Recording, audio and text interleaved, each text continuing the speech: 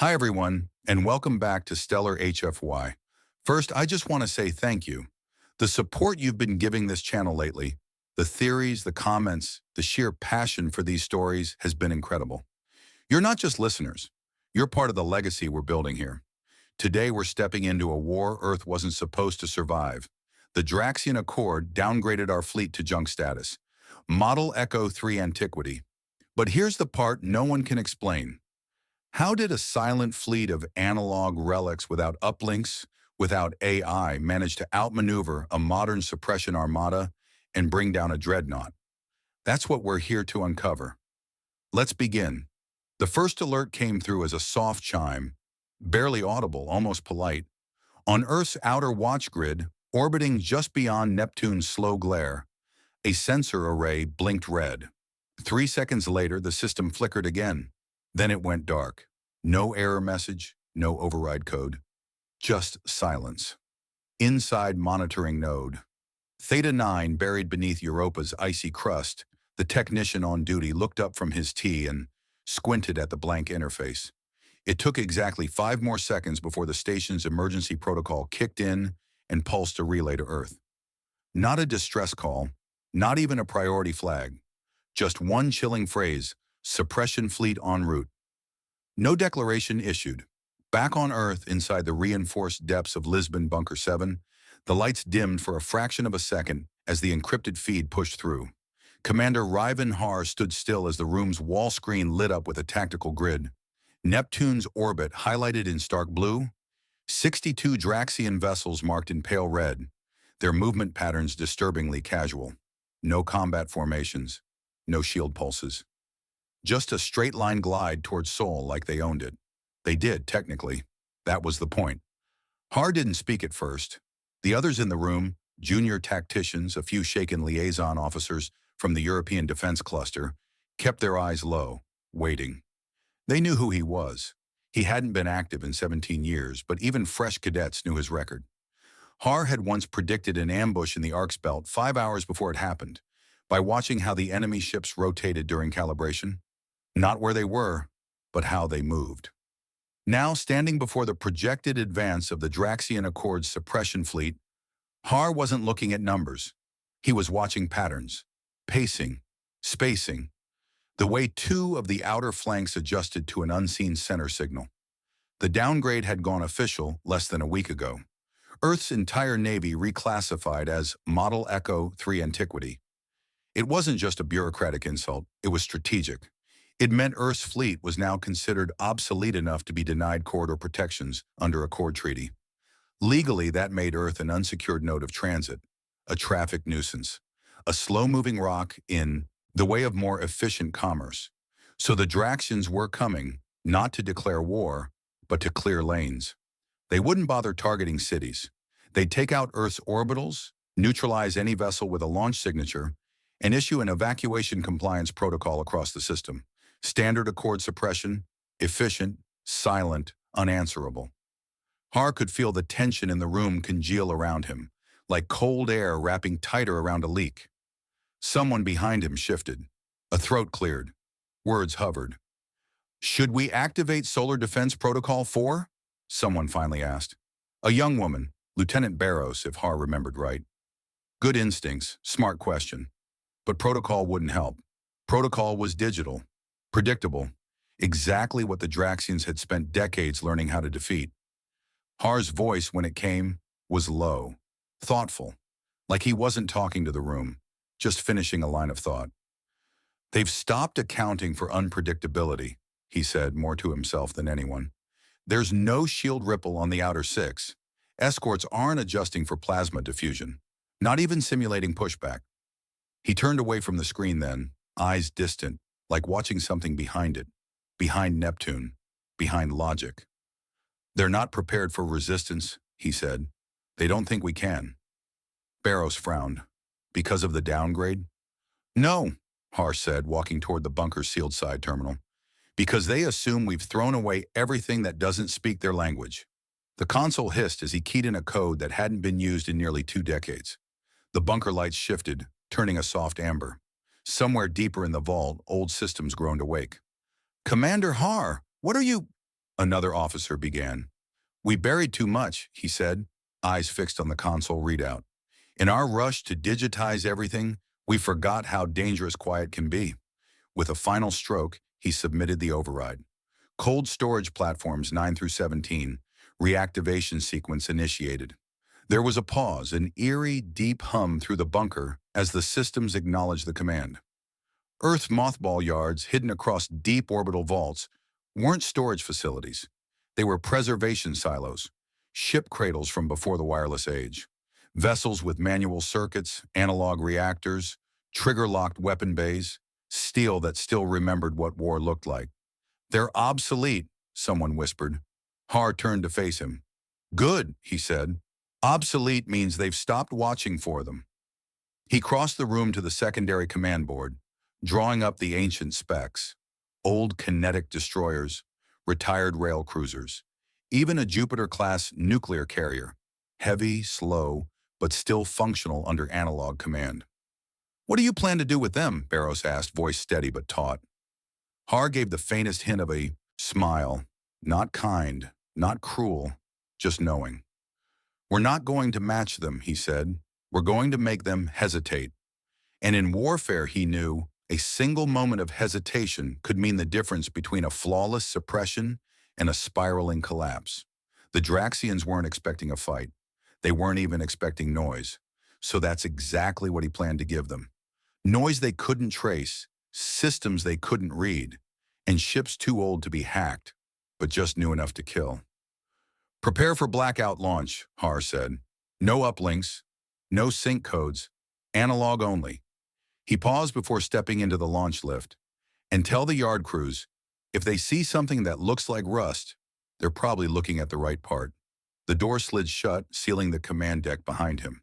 In the distance, Earth's obsolete fleet stirred in its grave. They started with dust, the kind that clung to everything. Metal, flesh, memory. It coated the floors of cold storage platform 9 like powdered ash, the residue of decades sealed in controlled vacuum. When the first pressure doors hissed open and emergency lights stuttered to life, the air carried that scent, ancient coolant, oxidized plating, and the distant echo of old war metal waking from a dreamless sleep. Commander Ryvan Har stood at the threshold in silence as the floodlights blinked down the length of the vaulted hangar. Beneath the shifting beams, the shadows resolved into the shapes of ships. Hulking, low-slung Terran destroyers with their hulls still bearing the black and chrome paint of pre-accord naval doctrine. Kinetic cruisers, wide like sledgeheads, nested in maintenance rings built before fusion curves were a consideration. These weren't assets. They were reminders. Left here, not as weapons, but as evidence that once, just once, Earth built ships that didn't care what an AI thought. They're ghosts, Lieutenant Barros whispered beside him. Har didn't answer. He stepped forward. The engineering teams were already swarming, some in disbelief, others with reverence. The first order of business wasn't restoration, it was subtraction. Everything digital had to go. AI ports, sync cabling, uplink transceivers, cut, ripped, and burned out with precision tools. Har walked past a team as they pried out an auxiliary logic core from an old Mars-class frigate. Another team was poring over a printed schematic, one of the few hard copies ever made, detailing the manual reactivation process for a spinal railgun array. Anything wireless is a liability, Har said to no one in particular. If it can broadcast, it can be mapped. If it can be mapped, it can be killed, Barros finished. Har nodded once. In Dock 3, they gutted a Typhon-class analog war carrier, an ugly slab of brute engineering from the tail end of Earth's last independent naval cycle. It had no guidance AI, no maneuvering algorithms, and no idea what the word safety meant, but its rails were thick, its core was stable, and its systems were built to be kicked, punched, and argued into working order. And best of all, it ran silent. Not just comms muted, signal dead. The moment its ignition cycle finished, it would vanish from modern scans like a stone dropped in fog. Draxian analysts wouldn't even recognize it as active. Their doctrine didn't allow for ships that didn't talk. In Har's mind, that was the gap, the blind spot. What they can't read, they can't kill. Meanwhile, in the clean, mathematically calibrated depths of the Draxian suppression fleet's flagship, laughter echoed. Not human laughter, a filtered mimic of amusement, adjusted for Draxian biosignal expressions. A series of rising cadence clicks and trill chords meant to simulate condescension. The human reactivation had not gone unnoticed. Automated intercepts from the suppression fleet had picked up visible mass shifts around Earth's outer orbital platforms. Spectral readings of old ship cores spinning up. Manually fired test rounds flaring from rail systems last registered in museum indexes. The Draxian fleet commander authorized a sector-wide broadcast, non-aggressive, protocol standard. Evacuation procedures for Tier 3 Antiquity Node Earth will commence. Civilian populations are advised to shelter in place. Clearance operation begins at orbital altitude within 48 standard hours. Internally, the broadcast was tagged for what it really was. Theater. Earth wasn't a threat. Its naval assets were a joke. The downgrade was supposed to end resistance before it began. That was the point of Accord reclassification. It didn't just remove you from protected status, it erased you from the equation. No targeting, no diplomacy, just cleanup. Back in Lisbon Bunker 7, Har watched the Draxian transmission play without sound. He wasn't interested in their words, just the timestamps, the spacing, the lack of defensive grid movement around their central command ship. "They're not worried," Barrows said behind him. "They're not even curious," Har replied. "Good." The cold storage yards were halfway reactivated. Har had ordered a blackout radius around the platforms, no emissions over 3.5 volts, no directional lighting, and no movement unless gravity vectors could be disguised.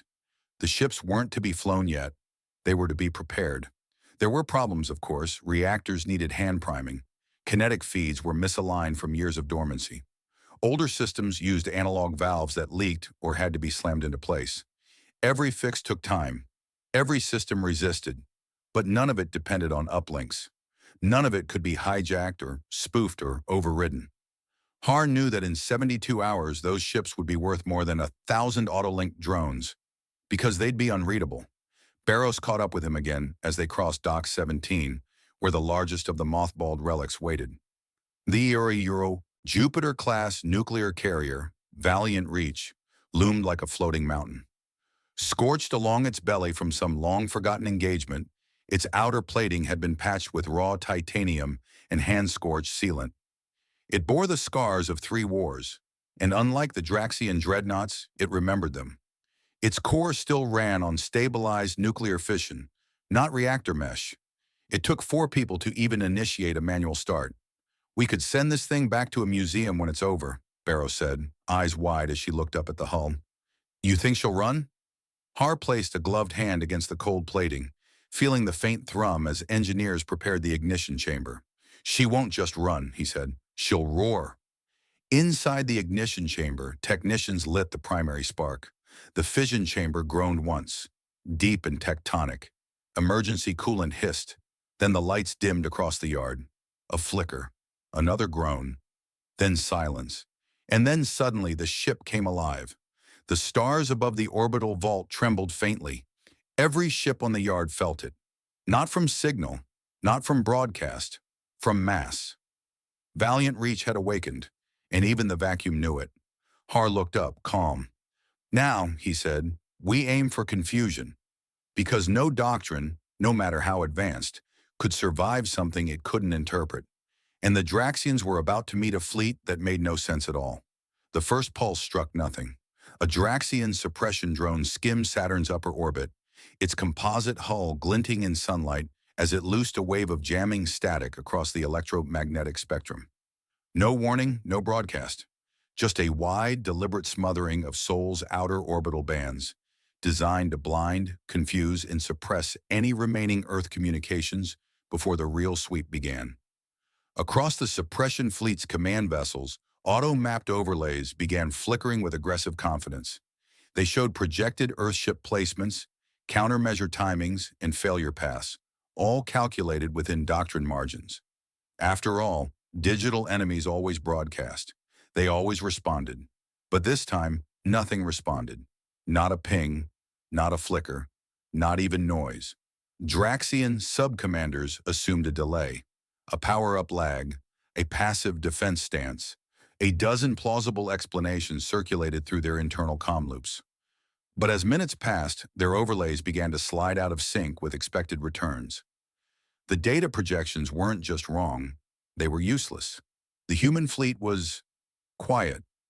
Inside the command vessel, Arcasan's Grace, the Draxian fleet commander paced in slow spirals, his elongated fingers flicking through atmospheric index feeds. The suppression pattern was active, the field was clean, and still the expected Earth fleet did not blink onto their targeting displays, because there was no signal to find. At that moment, Commander Ryvan Har sat calmly inside the analog fire, control chamber of the Valiant Reach. Around him, the carrier hummed not with digital efficiency, but with physical vibration. Clanking gyros, mechanical thuds, the buzz of analog capacitors warming up one circuit at a time. Har stood in the center ring of the war room, hands folded behind his back, watching a simple wall of dials. No screens, no AI, just needle gauges, thermal meters, and one scratched-up railfire ignition key. "Targeting alignment on Destroyer Group 3 is complete," said Barrows from across the deck. "Manual optics confirm vectors." Har didn't need permission. He didn't need confirmation. "Fire." There was no tactical countdown, no synced command pulse, just the guttural churn of a hydraulic rail assembly kicking into motion and the metallic thwack-wunk of a 30-kilogram tungsten slug being accelerated down a magnetic spine and flung into deep space at Mach 7. Thousands of kilometers away, in perfect Draxian formation, a cloaked escort ship staggered mid-glide. Then its hull ruptured from the inside. A kill with no trace signature, no warning, just a tear in the void and a ship gone silent forever. Then another, and another. The Draxian fleet froze. There were no comms to intercept, no fire signatures, no heat spikes. Just one ship after another, struck from angles that made no sense. By weapons their targeting arrays weren't calibrated to detect. In the confusion, one of their secondary recon vessels fired its forward array in a panic, blindly launching a thermal sweep into Saturn's orbit. The signal bounced back with a dozen ghost returns. Ships, shadows. A warfleet's worth of analog hull reflections scattered across the moons like ghosts waiting in orbit. The recon crew reacted exactly as Har had predicted. They passed targeting data to the suppression AI, which immediately locked on and unleashed a firestorm of drone-guided salvos. Saturn's moon Enceladus erupted in plumes of ice and stone as Draxian weapons slammed into it. The ghosts? All fake. All dead. Har's sensor network was centuries out of date, by design. Seeded over the last 30 hours, hundreds of passive emitter beacons had been placed in orbital drift across the Saturnian system. Each one used hand-tuned analog crystal oscillators to simulate heat bleed, electromagnetic distortion, and pulse echoes of old nuclear engine cycles. To modern systems, they were crude. To Draxian AI, they were enemies. And the real fleet was beneath them. Low-signature destroyers drifted along Titan's shadow line, their hulls coated with thermal dampening alloy applied by hand. Kinetic cruisers ran dark, hiding in Saturn's radiation belts. The Valiant Reach moved like a glacier, slow and deliberate, coasting on stored momentum instead of active burn. Har knew modern war doctrine relied on signal intelligence and reaction mapping. The Draxians had built an empire on predicting decisions before they were made. But prediction required input, and Earth had given them nothing. Inside the Draxian flagship, tension spiraled. Fleet formations began shifting, irregular and unsynced. Doctrinal cohesion depended on understanding battlefield rhythm. The humans had removed the rhythm. There was no beat to this fight, no pace, no logic. The fleet commander snapped at his second. "Where is their command signal?" There was no answer. The second strike came seconds later. Another slug, then two. Manual fired, calculated by analog scopes, stabilized by nothing more than trained hands and hard math. A corvette exploded across its midsection. Its stealth profile turned to scrap. A Draxian escort tried to scatter, ignited a flare pulse, and was immediately tagged by a triple spread from Earth's hidden rail positions. Inside the Valiant Reach, Har remained still as fire control relays clicked into new slots and fresh rounds locked into position. He did not cheer. He did not smile. "This isn't the war they expected," he said softly. "That's the war we're going to give them." Barros looked up from her position. "You think they'll pull back?" "No," Har replied. "Not yet. They still believe they can solve us. That's the mistake." Outside the ship, the silence deepened. Earth's analog fleet wasn't just surviving, it was hunting. For nearly an hour, the Draxian fleet played against shadows. Their suppression patterns had widened, split, and shifted formation 3 times, each time chasing ghosts projected by Earth's analog beacons. The AIs tried to adapt, adjusting for false positives, recalibrating thermal signature tolerances, rewriting predictive loops on the fly. But every new vector fed them another illusion. Their targeting solutions began contradicting themselves. Shots landed in empty orbits. Sensor echoes pinged off static debris fields seeded weeks ago by tug drones launched from Earth's silent platforms. And all the while, the real fleet moved. Not at Neptune, not anywhere near the outer suppression grid. Earth's actual offensive group was 50,000 kilometers behind Titan, coasting cold along a dark elliptical arc, using Saturn's moons as intermittent cover. With no burn signatures and no comms trail, they appeared on no modern scan. Their trajectories were mapped with physical compasses, pulse clocks, and hand-calculated drift charts. Tactics considered extinct by every major species in Accord territory. The Draxians didn't just underestimate such movement. They had no conceptual space for it. Their fleet's awareness was limited not by sensors, but by interpretation. They could only see what their AI models were trained to perceive. And analog wasn't in the model anymore. Inside the bridge of Valiant Reach, Har stood still, watching the inertial board tick down. Their closest warship was now 40,000 kilometers from the Draxian dreadnought. Far enough to be safe, close enough to reach it before their next scan loop reset. He turned toward the projection showing the dreadnought's last known vector, a massive black and copper leviathan drifting between orbital strata like a predator pretending to sleep. It hadn't even shifted orientation yet. The Draxians didn't expect a boarding attempt. They expected a panicked retreat. Earth's silence had confused them, yes, but not enough. Not yet. "Bring up the decoy array," Har said quietly. Barros tapped the manual console, and on cue, 10 analog emitter pods released from behind Enceladus's shadow. They weren't weapons, just crude low-energy pulse simulators programmed to mimic the faint thrust profile of a Terran cruiser group executing an emergency vector correction. Immediately, 3 Draxian hunter-killers peeled off from their formation and broke for intercept, exactly as planned. "Why haven't they found us?" Barros asked, still watching the drifting dreadnought. "Surely someone's asking why their targets keep disappearing." Har didn't blink. "Because they've built themselves into blindness. Their AI tells them where to look. If the AI sees nothing, then they believe there's nothing to see." She frowned. "But eventually they'll question that." "They might," Har admitted, "but not in time." Far above Saturn's pole, the Draxian dreadnought finally moved. Not laterally, not tactically, it just opened. A spherical ripple shimmered around it, invisible to the naked eye but sharp as a blade on the spectrum overlays. An expanding burst field, not explosive, not kinetic, but gravitational. Har's eyes narrowed. "They're activating the shear." Every voice on the Valiant Reach bridge went still.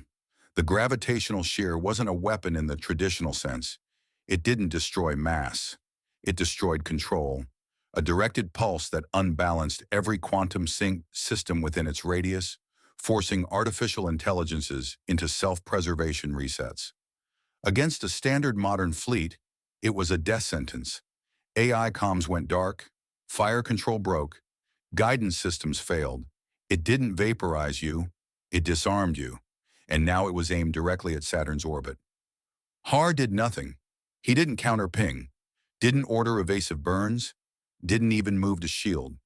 Instead, he turned to his crew and gave a single command: "Let them fire!" The ripple launched like a slow tidal wave, expanding across vacuum and silence. Draxian escorts fell back, clearing range as the gravitational shear swept forward, dragging space-time distortions behind it like an invisible storm front. It hit the moon ring first, then passed into Saturn's lower orbit and kept going. Inside the Valiant Reach, the lights dimmed for half a second. Just the pressure dip as gravity calibration realigned. That was all. The analog systems didn't blink. There was nothing to reset, no AI to scramble. HAR's ships ran on hardware switches, mechanical triggers, and fission-fed relay logic. Nothing in them required synchronization beyond a stopwatch and a man willing to count. The shear passed, howled into the void, and was gone. But the silence it left behind was different. Not the silence of hiding, the silence before striking. In the Draxian command ship, alarms triggered not from Earth's activity, but from internal errors. Their own secondary cruisers began misfiring orientation thrusters, out of sync from the AI reset cascade. Formation cohesion broke. Escort spacing widened. The dreadnought's support net, so crucial for coordinating its fire envelope, fractured. In that moment of hesitation, Har spoke again. Deploy forward strike units, full blackout entry, begin approach to dreadnought axis. From the starboard bay of Valiant Reach, a single analog skiff detached, a lean, silent vessel with no comms, no signature, and no electronic brain. Just a human crew, breathing recycled air and running on instinct, inertia, in a hand-drawn map of an enemy ship's spinal schematics from a war Earth never forgot. And while the Draxians scrambled to restore cohesion, still confused by a silence that wouldn't end, the last line of their doctrine remained unspoken. They had unleashed a weapon meant to paralyze AI, but Earth hadn't brought AI. Earth had brought men, and now they were close, very close. The stars shifted above the Saturn moons, and Earth's fleet kept drifting, unseen, unreadable, unstoppable. The Draxian dreadnought drifted like a fortress unchallenged, a black monolith arcing slow in its orbital glide, untouchable, untouching. But something had cracked, not its hull, not its weapon arrays. Those remained intact, charged, silent. What cracked was invisible: coordination. The gravitational shear had succeeded in one thing. It had broken the very system the Draxians trusted most. Their AI lattice, the command and control sub-network syncing all 62 ships, staggered under the pulse. The algorithms panicked. Defensive formations drifted centimeters apart, enough to disrupt overlapping fire arcs. Intercept drones lost targeting hierarchy. A quarter of escort ships veered into low drift cycles, trying to resync with a fleet brain that had blinked. And in that moment, the moment the Empire's doctrine fractured beneath its own weight, Har's analog fleet moved. Not with flare, not with drive trails or launch booms, just inertia, gravity, cold silence. One skiff, painted matte gray, smaller than a Terran mining tug, no engines on, no lights. It slid into the dreadnought's outer envelope on pre-plotted vectors laid in Titan's shadow an hour before. The Draxian AI didn't mark it. There was nothing to mark. No transponder, no signal, no electromagnetic handshake. It was background clutter. Inside the skiff, 8 humans braced in absolute quiet. No HUDs, no AI-linked suits, just pressure-regulated gear, metal clamps, and old-fashioned hand signs passed between visors. Commander Aaron Voss seconded to Har's. Crew from Earth's Subterranean Naval Division flexed her glove and pointed to the breach schematic. A 20-year-old cross-section of Draxian spinal relay architecture, taken from archives no longer public. The kind of knowledge you erased when you assumed your enemies had no reason to remember. She pointed. Forward bay, midline maintenance port, one blind spot, no sentry drones. It wasn't guarded because it wasn't mapped, and that was the Draxian mistake. They guarded against signals, not hands. The skiff's magnetic hull clamps hissed as it sealed against the dreadnought's plating. Voss led the breach team forward, each step a muted thud as their magnetic boots latched onto hull curves, built to withstand void pressure, but not human stubbornness. They didn't cut the hull with lasers. Lasers make noise, heat, signatures. No, this breach was done with titanium core drills. Manual, cranked. The kind of brutal work that made your shoulder ache, your arm sweat, your spine compress. Within 12 minutes, they were inside. The corridor was dark, not by failure, but design. Draxian ships weren't built for occupation. They were built to house systems. The only physical patrol presence had long been outsourced to sensor webs, maintenance bots, and internal scan sweeps calibrated to detect rhythm-based anomalies. Heartbeat clusters, pressure changes, residual power fields. The humans didn't carry those. No synced heartbeats, no powered gear, nothing for the ship to react to. They moved like rot creeping into a machine.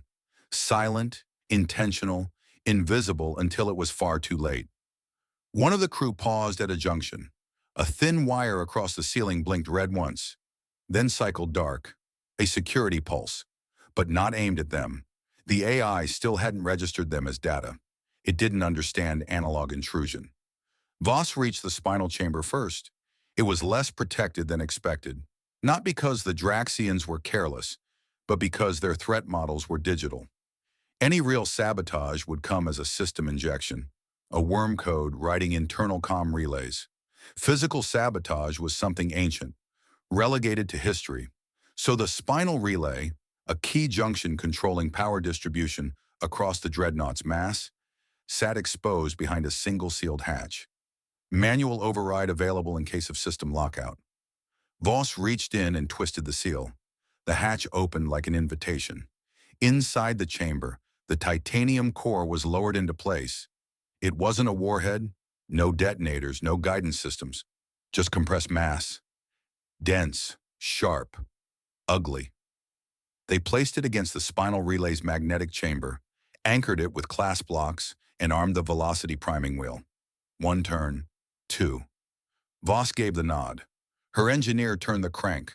The core didn't explode. It just moved, shot forward into the spinal relay junction at 400 meters per second. That was all.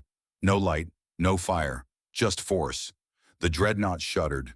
Not visibly, not violently, but something inside it folded. The spinal relay split down the center, not blown apart, broken inward, the way metal collapses when it's betrayed from within. A power feedback loop surged backward across its command net. The onboard AI, still recovering from the shear pulse, reeled. Every subsystem blinked red. Backup systems tried to reroute, but found no stable grid. The dreadnought began to list. Then it started to fall. Its escorts, already drifting, lost their anchor.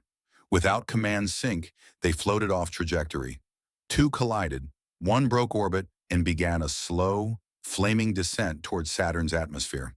Inside the Draxian command network, chaos unraveled.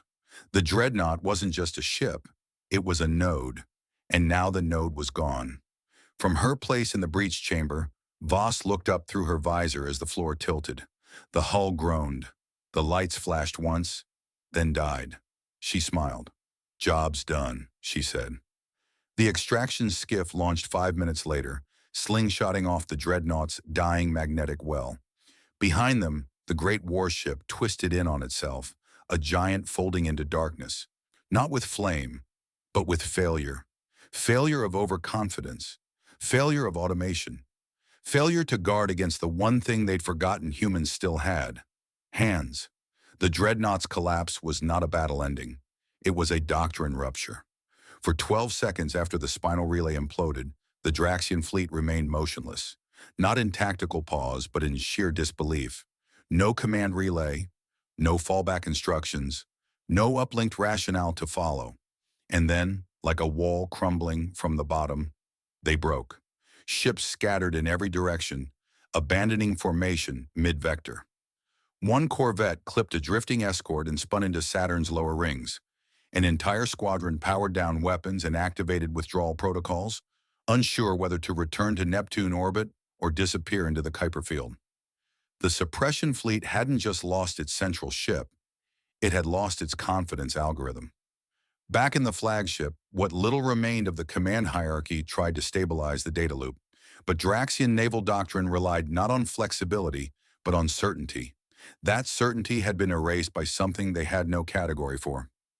Analog infiltration, human unpredictability, and worst of all, victory by tech they had classified as extinct. Within the hour, an emergency signal was dispatched across Accord command space. Not a call for retaliation, not even a strategic alert. It was a request for procedural clarification.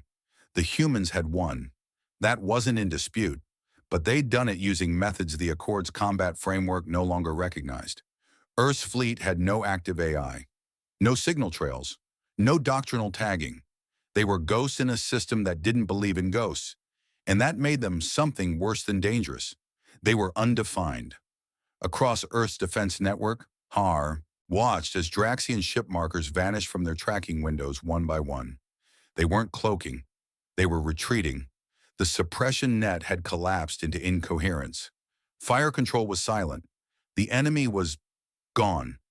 In Lisbon Bunker 7, the command team sat in stunned silence. There were no cheers, no triumphant broadcasts, just the low mechanical hum of ships cooling down from the inside. Barrows turned slowly toward Har. "Do we pursue?" she asked. "No," Har said, already tapping the archival codes. "We do what we came to do." He stood before the wall screen, hands steady.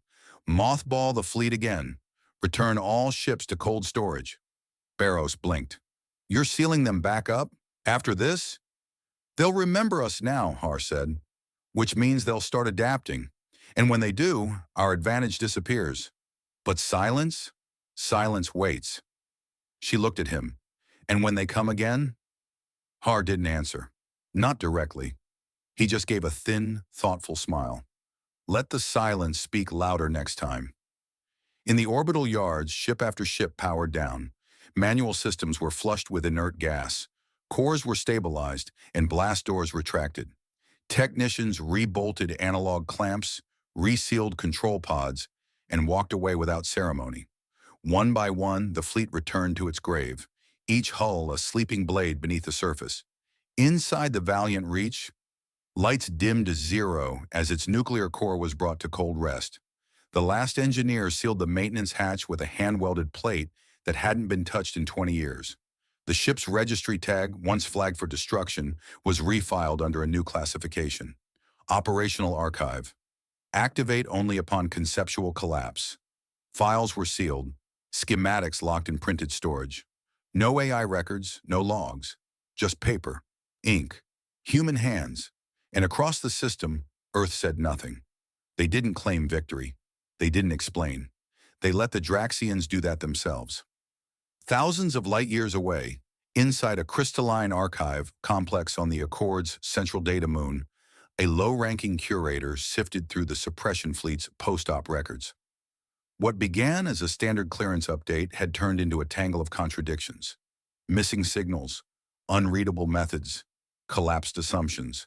She paused at a new entry in the Planetary Status Index, Sol. It no longer read Model Echo 3 Antiquity. It now carried a different designation, one rarely used, one reserved for only a handful of zones across charted space. Unmapped Protocol Hostile. She opened the file. There was no formal report, just one sentence. Do not engage. Reason, doctrine incomplete.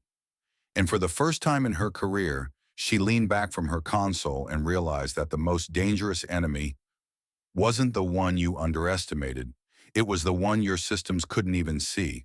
If this story gave you chills, hit that subscribe button. Now, we want to hear from you. If you were in Commander Har's position, what piece of obsolete tech would you bring back to outsmart an overconfident empire? Drop your answer in the comments. We read every single one. Thanks for watching Stellar HFY, where silence hits harder than sound, and strategy wins wars before they're ever fought. See you in the next story.